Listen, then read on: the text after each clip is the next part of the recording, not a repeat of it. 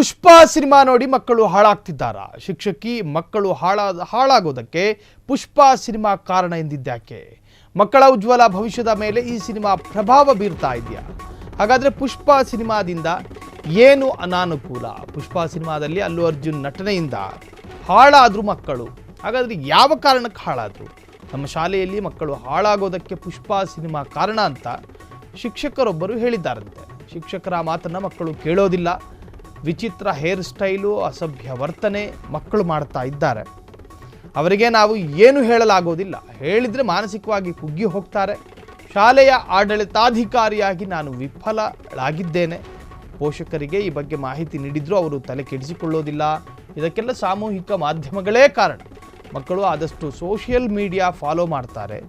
ನನ್ನ ಶಾಲೆಯ ಅರ್ಧದಷ್ಟು ಮಕ್ಕಳು ಪುಷ್ಪ ಸಿನಿಮಾ ನೋಡಿ ಹಾಳಾಗಿದ್ದಾರೆ. ಹೇಳಕ್ಕೋದ್ರೆ ಮೆಂಟಲಿ ಕುಗ್ಗಿ ಹೋಗ್ತಾರೆ. ಹಾಗಾಗಿ ಹೇಳೋದಕ್ಕಾಗಲ್ಲ. ಶಾಲೆಯ ಆಡಳಿತಾಧಿಕಾರಿಯಾಗಿ ನಾನು ವಿಫಲಳಾಗಿದ್ದೇನೆ ಅಂತ ಹೇಳಿ ಶಿಕ್ಷಕಿ ಹೇಳ್ಕೊಂಡು ಪೋಷಕರಿಗೆ ಈ ಬಗ್ಗೆ ಮಾಹಿತಿ ನೀಡಿದರೂ ಕೂಡ ಪೋಷಕರು ತಲೆ ಕೆಡಿಸ್ಕೊಳ್ತಾ ಇಲ್ಲ. ಮಕ್ಕಳ ಭವಿಷ್ಯದ ಬಗ್ಗೆ ಹೆತ್ತವರು ಯೋಚನೆ ಮಾಡಬೇಕು, ಯೋಚನೆ ಮಾಡ್ತಾ ಇಲ್ಲ. ಇದಕ್ಕೆಲ್ಲ ಸಾಮೂಹಿಕ ಮಾಧ್ಯಮ ಅಂದರೆ ಸೋಷಿಯಲ್ ಮೀಡಿಯಾಗಳೇ ಕಾರಣ. ಮಕ್ಕಳು ಆದಷ್ಟು ಸೋಷಿಯಲ್ ಮೀಡಿಯಾ ಫಾಲೋ ಮಾಡ್ತಾರೆ.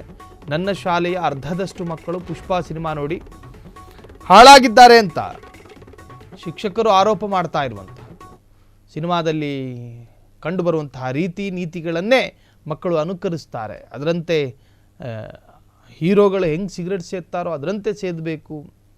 ಸಾಕಷ್ಟು ಅನುಕರಣೀಯ ವಿಚಾರಗಳು ಕೂಡ ಅಡಗಿರ್ತವೆ.